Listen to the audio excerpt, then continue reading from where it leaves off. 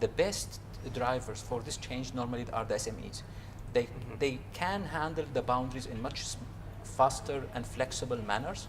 They are able to maneuver compared to big organizations and big establishments, and they are more innovators, and the turnaround time of any idea is much faster because you do it in one or two few people company. So you are able to test many methods at a faster speed. And would you say then that we're at a position in the development of smart cities where the technology is fundamentally there, the enabling technology, the data is largely there because we have so much data.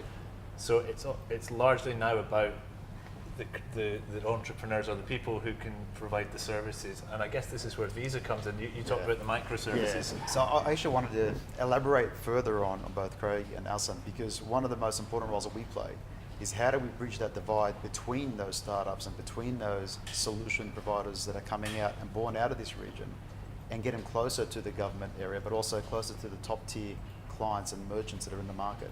So we play a very strong role to try and, let's look at those proof of concept opportunities. So if we think of the journey aspect, there are many microservices involved. So if I'm going to use the metro, for example, I mean today, I carry an Emirates ID card. So, all of us do who live in Dubai. But there should be a benefit towards being able to use those credentials to have a seamless journey through government transport, for example. At the same time, wouldn't it be fantastic to have interconnectedness between cities? So if you think of today the journey, say, from Dubai to Abu Dhabi, what's always on my mind when I drive up there for a meeting is where do I park? And then secondly, where do I get my lunch? And then thirdly, can I have it delivered to me?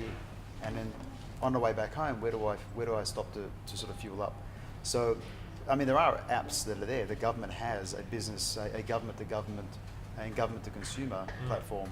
For example, the Dubai Now app today.